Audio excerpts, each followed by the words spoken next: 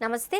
విదేశాలకు వెళ్ళేటప్పుడు వీసా గురించి చర్చిస్తాం. కానీ భారతదేశంలోని పలు రాష్ట్రాలలోకి వెళ్లేందుకు పర్మిట్ అవసరమయ్యే అనేక ప్రదేశాలు ఉన్నాయని తెలుసా? భారతదేశంలో కొన్ని ప్రదేశాలకు వెళ్ళడానికి అంతర్గత పాస్ అవసరం. ఇన్నర్ లైన్ పాస్ అనేది ఎంట్రీ పర్మిట్ డాక్యుమెంట్. ఇది ఆ ప్రదేశాలలో నిర్దిష్ట రోజుల పాటు ఉండడానికి అనుమతిస్తారు. ఇవి సాధారణంగా చాలా సున్నితమైన ప్రదేశాలు. మరి భారతదేశంలోని అలాంటి కొన్ని ప్రదేశాల గురించి తెలుసుకుందాం. నాగాలాండ్లోకి ప్రవేశించడానికి ఇన్నర్ లైన్ పర్మిట్ కూడా అవసరం. ఆ తర్వాతే అక్కడ పర్యటించగలుగుతారు. నాగాలాండ్ భారతదేశంలోని ఈశాన్యంలో ఉన్న ఒక అందమైన రాష్ట్రం. ఇది సంస్కృతికి ప్రసిద్ధి చెందింది. నాగాలాండ్లోని హార్న్బిల్ ఫెస్టివల్ చాలా ప్రసిద్ధి చెందింది. ఇది ప్రతి సంవత్సరం డిసెంబర్లో జరుగుతుంది. నాగాలాండ్లోని కిఫిరే, కోహిమా, మొకోచుంగ్, దిమాపూర్, మోన్ వంటి ప్రదేశాలను సందర్శించడానికి అనుమతి అవసరం. అరుణాచల్ ప్రదేశ్ భారతదేశంలోని ఈశాన్య రాష్ట్రం.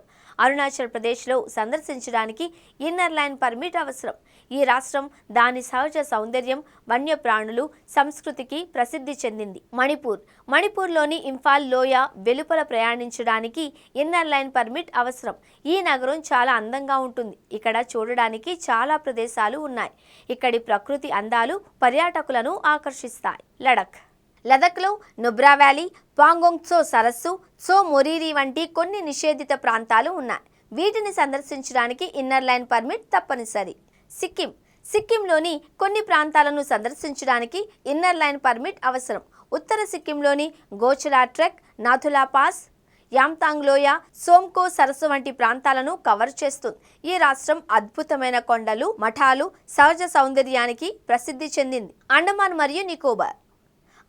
మరియు నికోబార్ దీవులలోని కొన్ని ప్రాంతాలను, ముఖ్యంగా గిరిజన ప్రాంతాలను సందర్శించడానికి కూడా అనుమతులు అవసరం.